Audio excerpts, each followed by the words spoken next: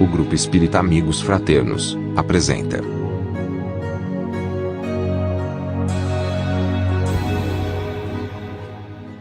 A minha tarefa hoje é falar sobre a saúde e a mediunidade.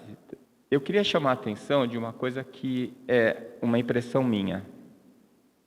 Primeiro, a gente está muito ancorado na questão biológica quando a gente fala de saúde. E a saúde é muito mais do que o bem-estar físico, né? A gente está muito ancorado nas questões biomédicas e a gente se esquece do resto.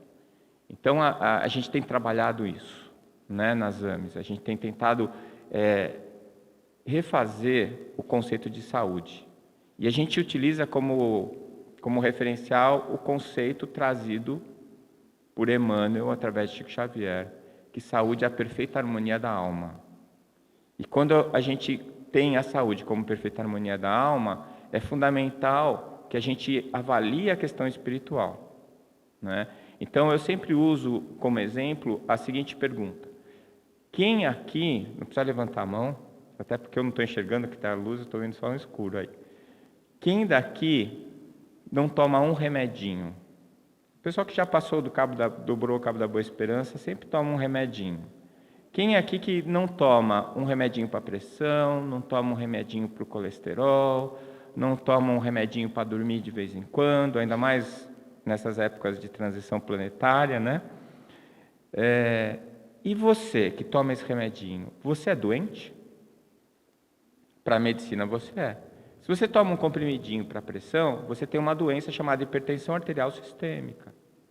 Se você toma um remedinho para o colesterol, você é um dislipidêmico. Olha que bonito, não é? Então, isso significa que você é doente? Não.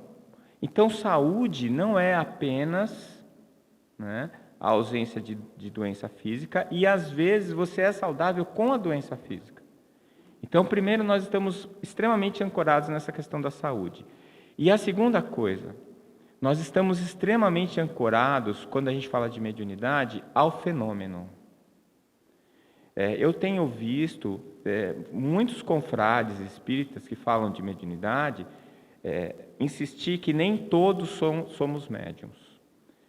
Eu fiz um levantamento no livro dos médiuns, tem 9 citações em que ele fala especificamente, diretamente, que todos somos médiuns. Então, a minha pergunta é a seguinte: você nunca viu um espírito, você nunca ouviu um espírito, você nunca conseguiu mover, não teve nenhum poltergeist na sua casa, mas você nunca teve um sonho com alguém que já morreu, ou um sonho premonitório?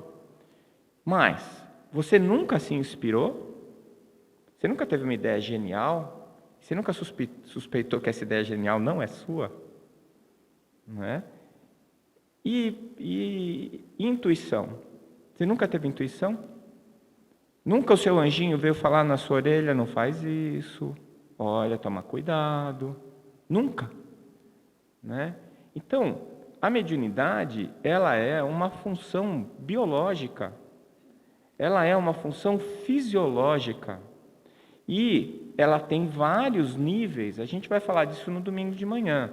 Ela tem vários níveis possíveis, mas todos os seres, eu vou um pouco mais além até, se vocês me permitirem, não vou falar os seres humanos, os seres vivos, que têm individualidade, têm algum grau de percepção do plano espiritual. E, portanto, são médiuns. A gente se ancorou na mediunidade fenomenológica. A gente se ancorou na mediunidade que produz alguma coisa palpável, que produz uma carta com informações que ninguém poderia ter tido, que produz informações sobre alguma entidade que aparece ou desaparece, e que a gente depois pode comprovar que realmente as chances daquilo ter acontecido são muito fortes. E aí a gente acaba esquecendo que a mediunidade de todos nós, ela não é fenomenológica, ela é mental, ela é psíquica, e ela faz com que todos nós que estamos aqui, de uma maneira ou de outra, estejamos ligados ao plano espiritual. E se o plano espiritual está confuso, agitado, nós vamos perceber isso de alguma maneira. A grande vantagem que os espíritas têm é que hoje, pesquisando sobre mediunidade, a questão física da mediunidade, porque a questão espiritual e psíquica está toda pronta, dada de bandeja por Allan Kardec no Livro dos Médiuns. Agora a gente está dando um passo adiante para entender o que é que acontece com o corpo do médium quando ele está em transe mediúnico. Quais são as alterações hormonais, as alterações neurológicas que podem estar acontecendo com aquele indivíduo? E isso faz com que a gente consiga perceber como que a mediunidade comum, que foi chamada por Herculano Pires de mediunidade estática, e que é a que todos nós temos, como ela pode influenciar a nossa saúde, principalmente a nossa saúde mental. E, obviamente, como a própria medicina já sabe, quando a nossa mente adoece, é uma questão de tempo para o nosso corpo adoecer. A medicina psicossomática já estuda esse assunto há muito tempo, mas, infelizmente, eles se limitam a estudar também os resultados, as consequências. Eles não se aprofundam nos mecanismos que geram essa doença. Como que você, triste, adoece fisicamente? Né? Qual o caminho que a tua tristeza, a tua emoção, percorre para chegar nas tuas células? E a gente tem, de novo, um outro tesouro fantástico para trabalhar isso, que é a obra do André Luiz. Então, nós, espíritas, temos essa responsabilidade de sermos os guardiões de informações extremamente importantes para a humanidade. E nós estamos trabalhando dentro do Espiritismo para revelar essas verdades e entender, dar um passo adiante através do conhecimento científico. Tá, então vamos falar um pouquinho da história. Como a gente vai falar de mediunidade e saúde mental, a gente vai falar um pouquinho da psiquiatria e a mediunidade. Então, até o século passado, parecia senso comum para a psiquiatria, para os médicos, que a psiquiatria tinha surgido justamente para tratar, para combater o obscurantismo religioso. Na verdade, a medicina moderna, ela suplantou muitas crendices, não é?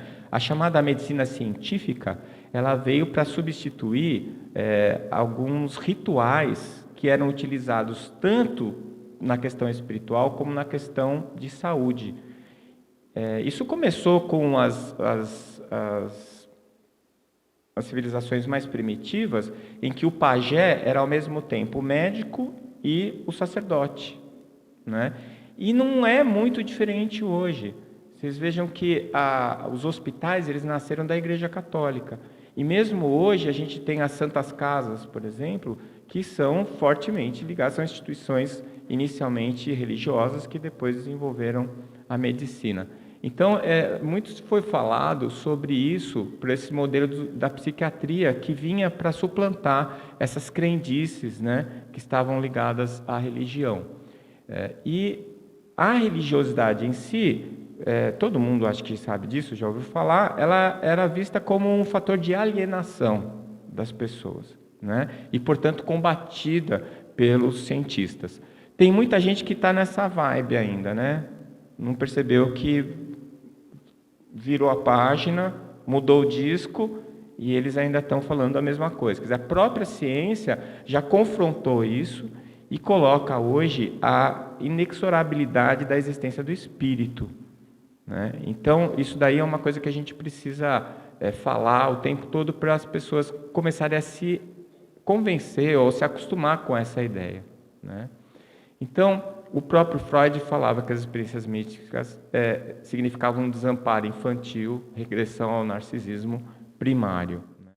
Outros autores descrevem essas manifestações como quadros psicóticos borderline. Aliás, bem recentemente, é que a Sociedade Americana de Psiquiatria passou a chamar a atenção dos psiquiatras que nem todo quadro dissociativo é patológico. Você sabe o que é um quadro dissociativo? É o que acontece quando você está em transe mediúnico. O transe mediúnico é um quadro dissociativo. Você está falando como se fosse outra pessoa, não é? Você está vendo coisas que ninguém vê. Então você dissociou a sua personalidade. O quadro dissociativo é uma das características mais importantes das psicoses, que são os transtornos psiquiátricos mais graves. E como o médium era visto como um dissociado, ele era tratado, considerado e tratado como um psicótico. O DSM-4 veio chamar a atenção que nem sempre esses quadros dissociativos são patológicos, que eles podem, dentro de um contexto religioso, eles podem ser considerados saudáveis ou efeitos ligados à questão espiritual. Em nenhum momento o DSM-4 admitiu a existência do espírito ou da mediunidade. Eles estão bem longe disso. Mas eles já fizeram um grande avanço quando eles colocaram que nem todo médium é louco, apesar de todo louco ser médium. Então, distúrbios do lobo temporal, quadros histéricos, e chegaram a colocar como um perigo para o indivíduo e para a comunidade. Hoje em dia, é muito chique ser espírita. Depois do último censo, que a gente soube que a gente era o terceiro maior grupamento religioso do Brasil. Aliás, com 2%, e o Mário Pérez fez um levantamento mais recente que deu 8%. Então, nós já somos 8%. Segundo, que os espíritas são os que têm maior número de anos estudando. Então, a gente é mais culto. E segundo, que tem o melhor poder aquisitivo. Nós estamos chique demais.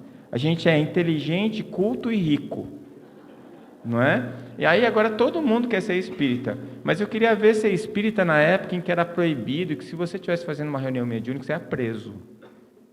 Não é? Essa época é que eram os heróis. Hoje a gente só está surfando na onda. Então, foi considerado como uma coisa extremamente nociva. No Brasil, tem um livro chamado Espiritismo e Loucura, de Coelho Franco Filho, que foi publicado em 1931.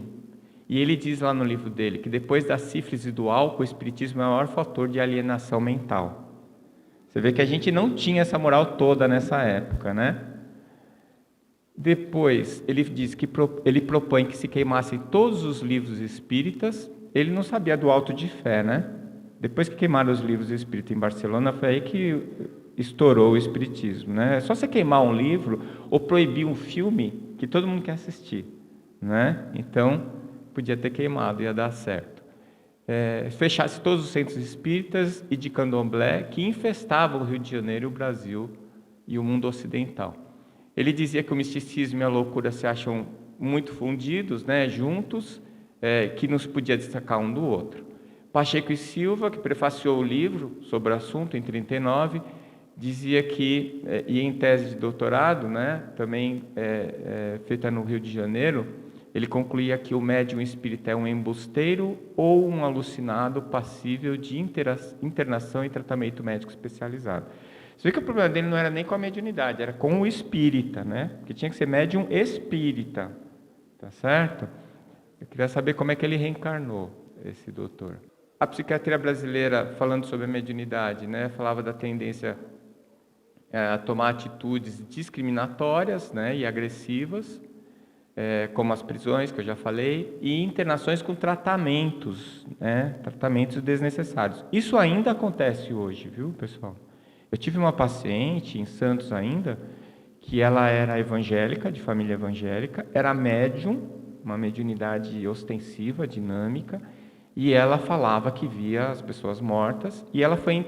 Primeiro tentaram exorcizar ela, não conseguiram, levaram ela para o psiquiatra, e ela ficou internada, tomou eletrochoque, e ficava dopada o tempo inteiro.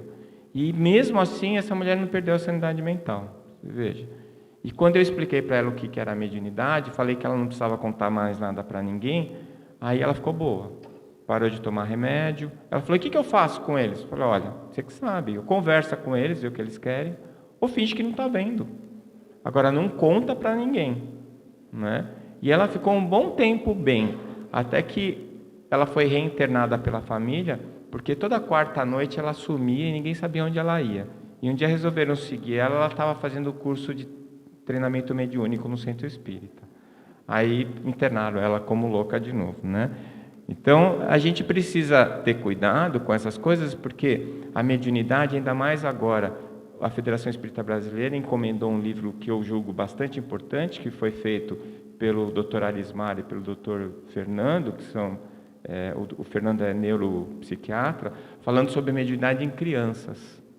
Então, é um ponto muito importante a gente entender isso e aprender a lidar com isso, porque a mediunidade está se manifestando mais cedo, a gente está vendo mais crianças, e se elas não forem bem orientadas nessa fase inicial, elas correm um risco maior de desequilíbrio mental, social e assim por diante, né?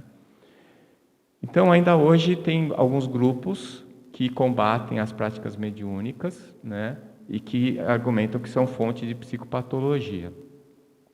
Bom, então, se você é médium, você pode ser ou um enganador, né, um desajustado e um insano. Eu não vou nem perguntar se você se sente assim, porque eu, por exemplo, me sinto os três. Cada dia eu sinto um pouco mais de cada um, porque eu acho que, né, de médico e de louco todo mundo tem um pouco, né? E de médium todo mundo tem bastante. Então, dependendo muito de como a gente está, das nossas condições psíquicas, muitas vezes a gente se sente um pouco assim. Mas não é uma verdade, né? O que hoje mudou? O que a ciência nos diz hoje? Então, o que a gente já sabe? Que experiências espirituais têm um efeito contrário àquela que era atribuída, ou seja, maior envolvimento espiritual tem melhores níveis de saúde mental e também de saúde física, tá? Hoje já é uma coisa certa em medicina que as pessoas que têm fé, as pessoas que têm uma crença espiritual, elas vivem mais, vivem melhor, adoecem menos e quando adoecem se recuperam mais rápido. Por conta dessa notícia, que tem vários artigos científicos e já é um dado bem consolidado, os convênios, as empresas de saúde estão incentivando os seus associados a se espiritualizarem. E a indústria farmacêutica está fazendo um esforço enorme para descredenciar isso, para dizer que isso é tudo mentira. Por quê? Porque quem ganha e quem perde. Quer dizer, se você acredita em Deus, você vai se internar menos, e se você se internar, você vai embora mais rápido, então é bom para o convênio. E se você vai viver mais e bem, isso é bom para o convênio, você vai ficar mais tempo pagando e vai gastar menos. Agora, o que é que nós, dentro da área da saúde, precisamos fazer? A gente precisa incentivar, por quê? Porque já é certo que as pessoas precisam se espiritualizar para viverem melhor, tanto psíquica, mentalmente, como biologicamente, fisicamente. Então eu coloquei alguns artigos, Lotufo, o Dr. Kennan, que é um dos mais importantes pesquisadores dessa área. Alguns estudos realizados nesses últimos 10 anos deram conta de que a experiência extrasensorial dissociativa, que é essa, como eu expliquei para vocês, o quadro dissociativo, que é típico do médium, e as alucinações, são comuns na população geral e não trazem nenhum tipo de transtorno psiquiátrico, não significam um transtorno psiquiátrico. Eu diria um pouco diferente com relação à alucinação, porque hoje o Departamento de Psiquiatria da AME Brasil, ele tem colocado isso com bastante segurança. É muito fácil você perceber o que é uma alucinação e o que é uma visão mediúnica. Então, o quadro alucinatório é um quadro patológico, mas a dissociação, ela pode ser patológica ou não. E aí, o psiquiatra, de posse desse conhecimento, ele vai conseguir fazer esse diagnóstico diferencial. Pesquisas realizadas nos Estados Unidos em 91 e no Canadá em 92 revelaram que mais da metade da população relata ter tido episódios de experiências extrasensoriais. É impressionante o número de relatos que as pessoas fazem e que elas se assustam quando acontece, depois elas tendem a menosprezar. Então, eu tinha um amigo materialista, ateu, que ele tinha quadros de desdobramento quase todas as noites. E ele conseguia ir em lugares distantes, em cidades diferentes da que ele morava, ele entrava em contato com as pessoas lá, ele tinha experiência na casa dessas pessoas, via coisas que estavam acontecendo lá, depois voltava e dizia que era tudo sonho, que não tinha acontecido nada daquilo. Né? Mas você não previu que isso ia acontecer? Coincidência. Então não adianta. Quando uma pessoa está convicta de alguma coisa, não gaste a sua saliva, nem perca o seu tempo tentando mudar a opinião dela. Né? A única pessoa que pode mudar a sua opinião é você mesmo. E isso vai acontecer com a experiência e com as conclusões que você vai tirando ao longo do tempo. Né? Se você quer que alguém mude, ou se você quer influenciar uma pessoa, não fale nada. Faça. Né? Seja você uma pessoa melhor. E aí isso vai acabar fazendo com que as pessoas olhem para você e para suas crenças com um interesse legítimo. Né? Hoje, essas constatações levaram a Associação de Psiquiatria Americana a trocar o DSM-4, como eu já falei para vocês, dizendo que existem situações não patológicas, ainda que dissociativas. Tá? Eu trouxe aí alguns exemplos de artigo, né? Falando sobre mediunidade, né? Esse daí de 2008, por exemplo, e é com o Alexander Moreira.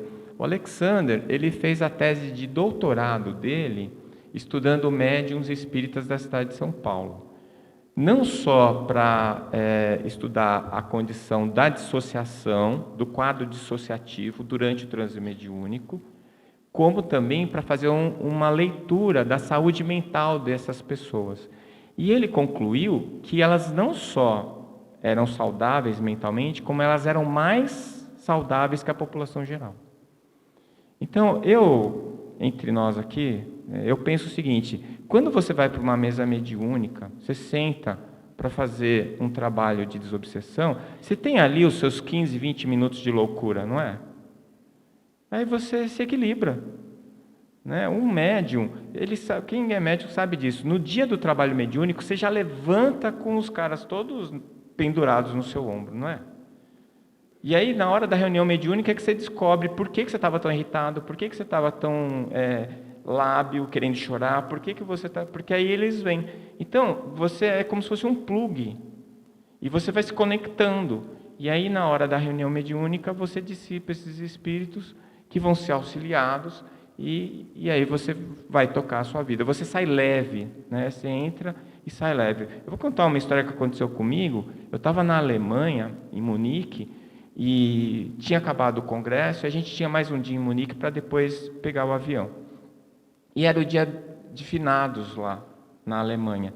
E o grupo espírita que estava me acolhendo lá em Munique, eles têm um trabalho de todo ano.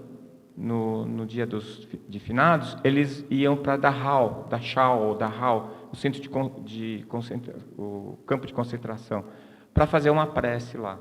E eles me convidaram, nós fomos. E eu nunca tinha ido no campo de concentração, não tinha nenhuma vontade de ir, mas foi interessante. Eu não senti nada, não vi ninguém, mas eu fiquei triste de ver aquilo. Né? Muito bem, fizemos a reunião, a gente fez a prece, deu tudo certo. E eu vim embora. 3 dias depois, eu estava na mesa mediúnica, no Maria Modesto Cravo, lá em Campo Grande. E aí se manifestou um espírito que dizia que estava se escondendo dos alemães. E eu não tinha falado nada para ninguém. Depois veio um outro que falou que ele e mais 10.000 companheiros estavam juntos ali, com medo de sair dos buracos para não serem torturados e mortos pelos alemães. E aí o dialogador, sem ter a menor noção do que estava acontecendo, dialogou e conseguiu amparar esses 10.000. Depois que acabou a reunião, eu fiquei pensando, o avião deve ter gasto mais gasolina para vir de lá para cá, não é? Eu trouxe na bagagem 10.000 espíritos. E fiquei pensando o seguinte, eles devem ter pensado lá, o pessoal da espiritualidade, olha, aproveita esse cara que ele vai para o Brasil. E lá o pessoal tem o know-how, né? Aqui na Alemanha não, são grupos pequenos, com dificuldade. E aí puseram na minha bagagem 10.000. Né? Então eu fico pensando nisso, a importância do médium, né? A importância do trabalho mediúnico e da orientação espírita, que faz com que este médium encontre informações, necessárias para que ele se desenvolva e mantenha a sua saúde mental e, consequentemente, a sua saúde física equilibradas. Então, ele fala aqui das diferenças dos médiuns espíritas brasileiros, né? Esse daí é o trabalho que ele publicou por conta da tese de doutorado dele, que foi defendida na USP, em São Paulo. E ele estudou 24 médiuns na cidade de São Paulo. Tá? Muito bem. Esse outro trabalho, feito em 2007, é um modelo, eu trouxe ele para citar, porque é um modelo bastante interessante de triplo cego. Né? Geralmente a gente faz duplo cego. O duplo cego é que quem está avaliando o resultado não sabe qual é o grupo. E muitas vezes o paciente também não sabe de qual grupo ele participa. Então ele pode receber placebo ou pode receber o remédio e ele não sabe. No triplo cego é bastante interessante porque esse modelo, que quem começou, pelo que eu saiba, o primeiro artigo que eu li sobre isso era o Dr. Gary Schwartz, da Califórnia. E ele faz o triplo cego, ele pega o médium e quem vai receber a carta ou a comunicação não é a pessoa que tem o parente desencarnado. É um representante que também não conhece a pessoa. Então, você veja assim, o médium ele vai receber uma mensagem de um parente de A, da pessoa A. Mas a pessoa A não vai encontrar o médium. Quem vai é uma pessoa B que não conhece nem o médium e nem a pessoa que vai receber a mensagem. Né? Inicialmente, se você mostrar isso para um cético, ele vai falar, tudo bem, não vai dar nada certo. Deu diferença. Né? Da primeira vez não deu uma diferença grande, mas aí o Dr. Gary Schwartz percebeu que ele dependia da sensibilidade do médium.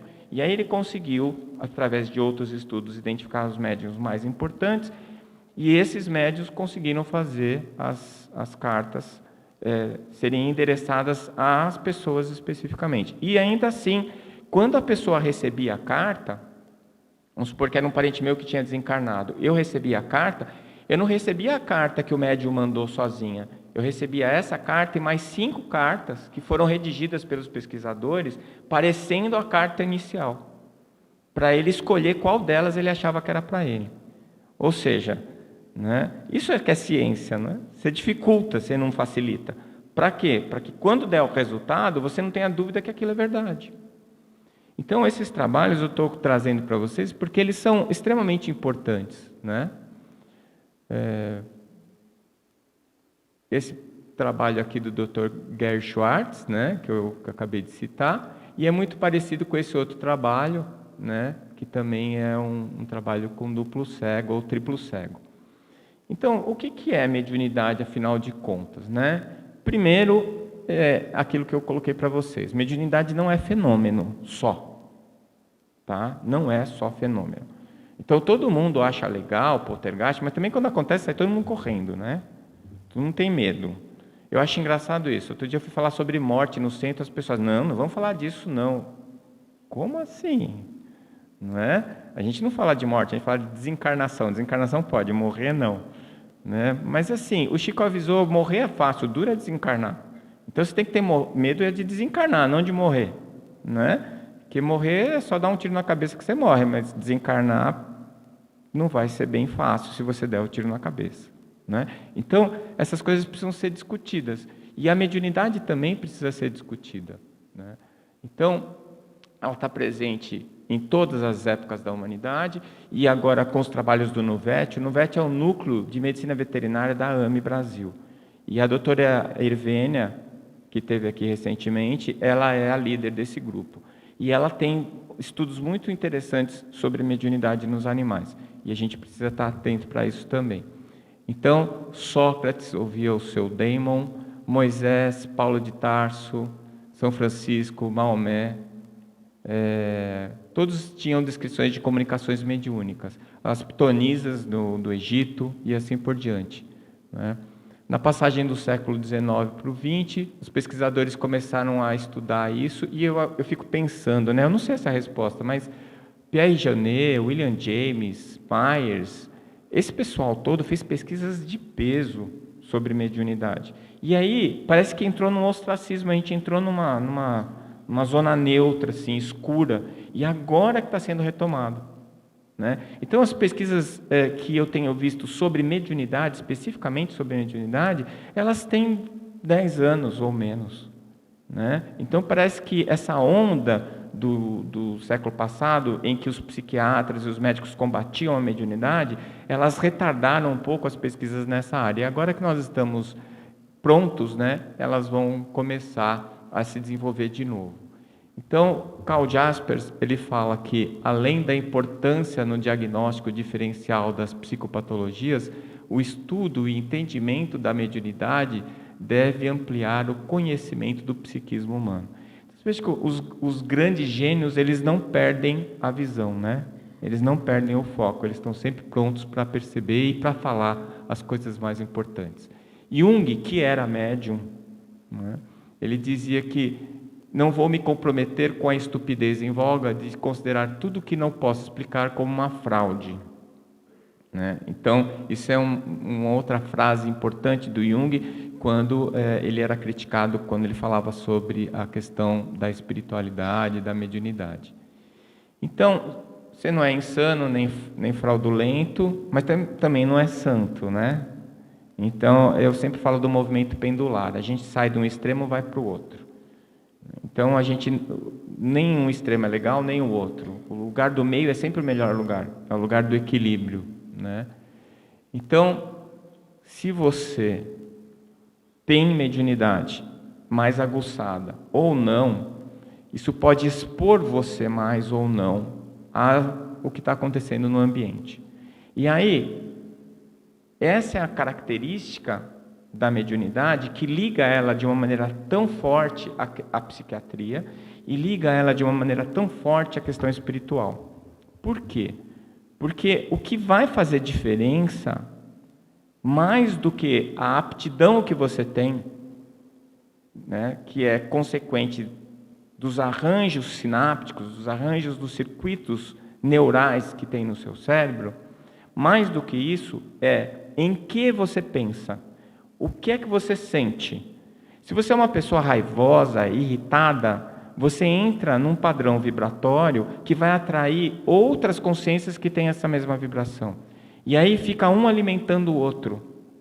E você vai ter dificuldade de sair disso. Se você é uma pessoa bem-humorada, se você é uma pessoa otimista, você vai limpar, você vai higienizar a sua psicosfera.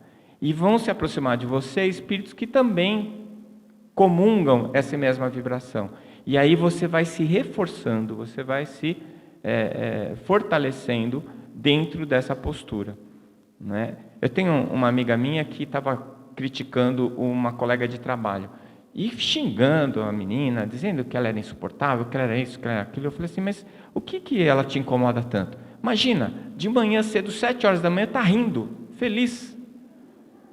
Está sempre elogiando todo mundo, ela é insuportável. E eu fiquei olhando para ela, pensando assim, né? Quem que é insuportável mesmo, né?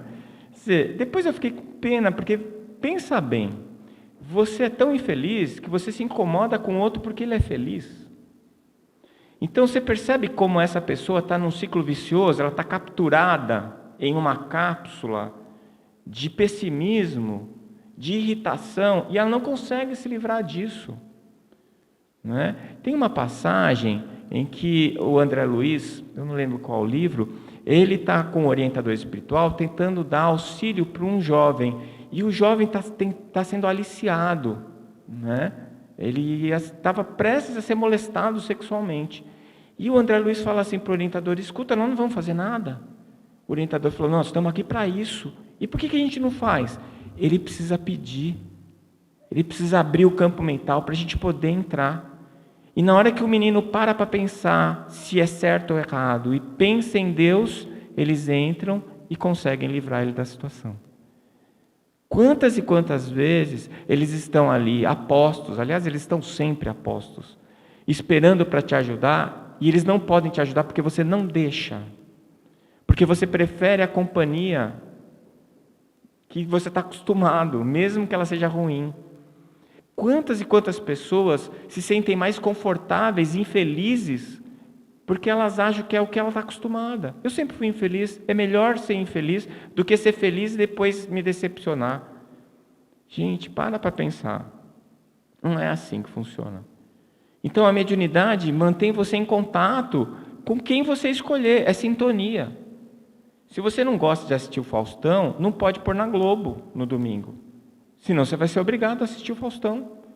Aí você põe e fica reclamando. O pessoal do Big Brother, né? Fica xingando o Big Brother. Meu, é só não ligar. Você não precisa assistir, ninguém está te obrigando a assistir. Então fica reclamando, para de assistir. Então para de ser igual essa minha amiga, de ter raiva de quem é feliz. E para de reclamar das coisas, porque na verdade você que convidou essas pessoas para fazerem parte da sua vida. E se você está infeliz, irritado, é por sua conta e risco, né? Essa é a melhor e a pior notícia que o Espiritismo dá. Está tudo na sua mão. É você que é o responsável pela sua vida, né? Então, essa questão de você ser uma antena, mas quem faz a sintonia é você. São escolhas. E são as suas escolhas. É você que vai decidir. Então, a multidão que estará ao seu redor, e é uma multidão, ela vai estar de bem ou de mal, dependendo de quem você escolher para estar ali com você. Então, a influência pode ser ruim e te trazer infelicidade e doença, ou ela pode ser boa, né? Lembrando da questão da saúde. Para a medicina materialista, o Chico nunca foi saudável. Ele era cego de um olho, ele tinha hérnia no abdômen, ele teve hiperplasia de próstata, ele teve todas as doenças que são passíveis de um ser humano ter. Mas ele morreu com aquela idade trabalhando, né? A doutora Malene me contava que na época que ela ficou com o Chico, ele dormia de 2 a 3 horas por dia, porque ele saía do centro tarde da noite e ainda tinha que parar no orelhão para ligar para a irmã. Aí depois ele ia deitar para dormir 2 horas para levantar para ir trabalhar de manhã no outro dia, né? Quem é que aguentaria passar os 90 anos fazendo isso, né? Hoje em dia, ainda mais hoje em dia, que a gente está tão acostumado com o conforto que a gente é intolerante a qualquer desconforto, né? Outro dia foi uma espírita lá no meu consultório, ela está deprimida, mal, tudo está ruim. Aí dei um remédio para ela voltou, esse seu remédio não me fez bem, eu passei mal, troquei. Ela falou, olha, esse seu remédio, eu já fico bravo quando fala que o remédio é meu. Não é meu, foi você que comprou, você que está tomando, ele é seu, não é? Aí pedi um exame para ela, uma endoscopia, ela ficou com dor na garganta. Aí pediu uma coluna, ela ficou com dor no ânus. Aí da outra vez que ela foi, eu falei, eu não vou mais pedir nada para a senhora, não vou mais dar remédio nenhum para a senhora. Ela falou, por quê, doutor? Porque tudo que eu faço dá errado. E vou dizer por quê. Porque a senhora não quer ficar boa. Aí a casa caiu, né? Mas é a verdade. E ela espírita, eu falei, a senhora está indo no centro? Não, é muito longe. A senhora faz evangelho em casa? Quando dá, porque eu tenho sono, eu durmo. E eu que tenho que resolver sua vida. Eu faço evangelho, eu vou no centro e está difícil. Imagina ela que não faz nada. Entende? Então, as pessoas precisam assumir a rédea da vida delas, porque é elas que vão fazer as coisas acontecerem.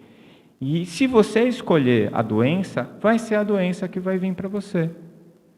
É isso. Então, toda vez que você adoecer, pergunta para você mesmo por quê. E se você não conseguir responder, você pergunta para você para quê. É mais importante você descobrir para que você adoeceu do que por que você adoeceu.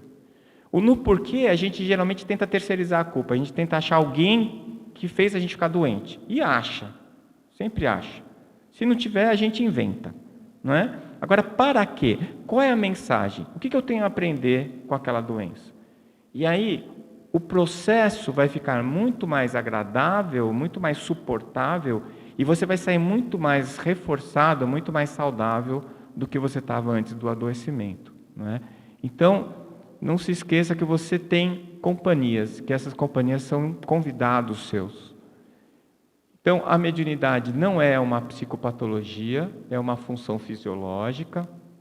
A mediunidade não é um fator gerador de doença mental, mas a mediunidade é um fator de grande influência sobre a saúde mental. Tanto pode te agravar, como pode te proteger. Vai depender do que você vai fazer com as suas faculdades. Não é? O que faz a diferença? Desenvolver a mediunidade? Então tem gente que fala assim, você é médium? Precisa desenvolver, precisa ir para o centro, fazer desenvolvimento mediúnico e trabalhar. Às vezes às vezes não. Vocês já pensaram se você fosse um evangélico e você fosse médium ostensivo? Você ia ter que virar espírita? Senão você ia ficar louco? Na verdade, o que você precisa é desenvolver a sua mente, o seu psiquismo. A mediunidade obriga você a manter a sua higiene mental. Né? Eu comparo isso com a obesidade. O último trabalho que saiu sobre a obesidade mostra que o obeso, 80% da causa dele ser obeso, 80% é genético. Então, você não é obeso só porque você quer, porque você come, porque você não gosta de fazer exercício. Está cheio de gente que come muito, não faz exercício, é magro. Minha avó chamava de magro de ruindade. Né? Come e não engorda. Por quê? Porque ele tem uma genética, com uma taxa metabólica basal mais alta, ele não acumula gordura, ele é magro. Agora, o problema é que os outros 20% é hábito de vida. E se você tem os 80% para ser obeso, os 20% são a única coisa que você vai poder mudar. Porque aqueles 80% não tem jeito de você mudar. Isso exige de você uma disciplina muito maior que a dos outros. Você vai sentar, comer 1/5 do que o outro comeu, e aquele 1/5, como diz um amigo meu que é obeso, ele fala assim, só de eu respirar eu engordo. Né? Ele senta perto de uma batata frita, ele já engorda 500 gramas. Né? E é verdade. E aí ele se revolta, porque o outro está comendo. Mas por que é desse jeito? Por quê? Tem algum motivo. Né? Para quê? Para ele desenvolver a disciplina, para ele desenvolver a paciência. A mesma coisa o médium. Você tem mediunidade, isso é genético, não tem como você mudar. O que é que te sobra? A higiene mental. Te sobra o rigor com que você vai controlar os seus pensamentos, as suas palavras, os lugares onde você vai, as coisas que você faz, as companhias que você escolhe. Não é? Então, eu falo que eu tinha um mata-burro na minha pineal, que eu não via nada, não ouvia nada. E depois, com o espiritismo e frequentando a casa, eu comecei a aumentar a minha sensibilidade. E hoje eu consigo, às vezes eu vejo, eu tenho psicofonia. É meia boca, mas tem. Né? E eu tenho saudade quando eu não via nada. Era mais fácil. Eu aumentei o meu espectro, mas eu aumentei também a influência sobre mim. E às vezes eu fico mal, não tem nada acontecendo de ruim na minha vida, e eu já sei o que é. Eu estou conectado com alguém que de alguma maneira eu convidei para estar ali junto de mim. Não é? Então isso obriga você a uma disciplina. Então desenvolver a mediunidade não significa que você precisa obrigatoriamente trabalhar como médium, mas significa que você precisa estudar e entender o que está acontecendo com você, para você poder controlar o fenômeno. Não é? Então, tinha um médium que eu conheci, que ele era um umbandista, e ele foi procurar o espiritismo, por quê? Porque ele entrava em transe mediúnico sem controle nenhum. E o dia que ele estava fazendo compra no supermercado, e ele recebeu um preto velho no supermercado, e depois, quando ele voltou a si, estava um Deus nos acuda lá no supermercado, ele falou, não dá para levar minha vida desse jeito. Aí ele foi lá no centro onde ele frequentava para pedir ajuda e encaminharam ele para um centro espírita. Ele foi para o centro espírita para estudar a mediunidade. E aí ele começou a entender o que estava acontecendo com ele e ele começou a perceber. Eu sou um médium inexperiente, mas eu sei quando é meu, eu estou aprendendo a distinguir o que é meu e o que não é meu. Então vem um pensamento, eu percebo, isso aqui não é meu. Esse pensamento não tem origem em mim. Eu estou entrando em contato com alguém. E quando você começa a perceber, separar isso aí, você começa a controlar o fenômeno. Né? É igual andar. Todo mundo anda, mas tem gente que anda em cima de um fio e se equilibra no fio. É uma questão de habilidade. Então, se você tem a sensibilidade, você tem a obrigação de desenvolver a habilidade. Porque senão você vai adoecer. Que é o mesmo caso da obesidade, como eu já falei. Né? Então, você não precisa melhorar a sua sensibilidade, você precisa aprender o que é que está acontecendo. Você precisa entender o fenômeno para ter maior controle sobre ele. Né? Então, não é necessário que você seja um médium mais sensível. É importante que você seja um médium mais instruído, mais seguro, mais consciente do que está acontecendo com você. Agora, desenvolver o espírito é fundamental. E é por isso que você tem a mediunidade. Como é por isso que você é obeso, ou é por isso que você é careca, ou é por isso que você é baixinho. E é por isso que você tem as características que você tem. Por quê? Porque para você, neste momento da sua evolução, é a melhor situação para você desenvolver aquilo que está ruim em você, que você está precisando desenvolver, que você está precisando aprender. Não é? Então, a doença, como o próprio Jesus disse, quem precisa de médico são os doentes. Não é? A gente precisa estar atento para as nossas deficiências, porque elas são os nossos pontos de evolução nesse momento. São elas que vão trazer para a gente as experiências que a gente precisa para crescer, para evoluir. O que nos protege é a nossa capacidade de amar. Então, isso daí que é um grande desafio. Eu sempre digo isso, mas é uma verdade. Quando eu tive os meus filhos, principalmente o primeiro, e ele começou a crescer, e eu dava banho nele, eu via ele aprender a andar, aprender a falar, eu pensava assim, então é isso que é o tal do amor incondicional, né? Porque eu amo esse cara de qualquer jeito, ele pode ser quem ele quiser, eu vou amar ele sempre. Se precisar cortar o meu braço direito, eu corto para ele. Não é? E eu vim pensando nisso, aí veio o segundo, depois veio o terceiro, mas aí eles entraram na puberdade, e eles viraram adolescentes. E aí eu descobri que meu amor não era incondicional. Né? Quando eu tive vontade de jogar eles pela janela, né? Tinha vontade de apertar eles pelo pescoço. Então eu descobri que eu não era assim tão apaixonado, que eu esperava que eles fossem alguma coisa dentro da minha cabeça. Eu gerei uma expectativa. Então, se eu não consigo amar incondicionalmente os meus filhos, eu não consigo amar ninguém incondicionalmente, por enquanto. Mas esse é o exercício. Nós precisamos chegar lá.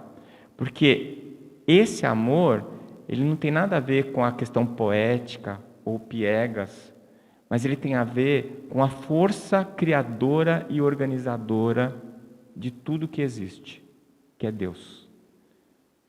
O amor é a ferramenta de trabalho de Deus. É a bússola que orienta toda a criação. E a gente entender isso, e mais do que isso, sentir isso, é muito importante. E no momento em que a gente estiver nesse ponto de conseguir amar incondicionalmente, a gente vai estar protegido de qualquer outra coisa. Porque pensa um pouco, o que é que te perturba? O que é que te desequilibra? É o que o outro faz com você? Não é. É a maneira como você reage ao que o outro faz com você. Não sei se vocês já perceberam isso. Por exemplo, leva em consideração a questão do filho. Se o teu filho está andando e ele tropeça e cai, você fica com raiva dele porque ele caiu? Não, ele está aprendendo a andar, você sabe que é natural que ele caia. Não é? Se ele fez alguma coisa errada lá, pegou uma canetinha e rabiscou a parede, não é? Você fica com raiva porque ele rabiscou a parede, você fica com raiva geralmente de alguém que deixou ele rabiscar. Não é assim? Porque você sabe que ele não tem a noção de que aquilo é errado. Aí você vai ensinar ele, você vai ter toda a paciência do mundo. No momento em que o seu nível de consciência conseguir ver todos os seus semelhantes dessa maneira, você não vai ter raiva mais de ninguém. Se você não tem raiva, você não tem mágoa, você não vai precisar do perdão. Que o perdão é o antídoto para a toxina gerada pela mágoa, pela raiva e pelo ódio. Que, na verdade, nada mais são do que a ausência do amor. Então, nós estamos aqui para aprender a amar. E essas situações, e principalmente a questão da mediunidade, ela empurra o médium para essa situação do amor incondicional, dele ser obrigado a estar bem com as pessoas que estão ao lado dele, para ele estar bem com ele mesmo. Ele descobrir que ele não depende de ninguém para ser feliz, a não ser dele mesmo. E que se ele estiver em equilíbrio, ele vai estar feliz e saudável. Madre Teresa de Calcutá tem uma frase, um texto bastante longo até, mas que ela termina com uma frase que eu levo muito para mim. Ela diz assim: perceba que nunca foi entre você e os outros, sempre foi entre você e Deus. Não é? Onde é que está o reino de Deus? Está dentro de nós. Onde é que está escrita a lei? Na nossa consciência. Então você não precisa ir em nenhum lugar, você não precisa fazer nada, não precisa ir de ninguém para descobrir a verdade e o bem-estar de você mesmo. Eu digo que o Espiritismo é delivery. Né? Você pode receber em casa, você não precisa ir na igreja, você não precisa pagar dízimo. Aliás, o pessoal até exagera, não paga dízimo, mas também não quer saber quem paga a conta de luz, não quer saber quem paga o aluguel da casa do centro. Mas assim, você não precisa, né? É só você olhar para dentro de você mesmo. Por que a gente vai no centro? Para a gente encontrar apoio, para a gente estudar junto, para a gente se esclarecer mutuamente. Mas tudo tem que acontecer lá dentro de você. E se você conseguir fazer isso, que a gente chama de reforma íntima, então a sua mediunidade vai te proteger, não vai te adoecer. Eu queria agradecer muito essa oportunidade. Eu espero que eu tenha trazido algum material para reflexão.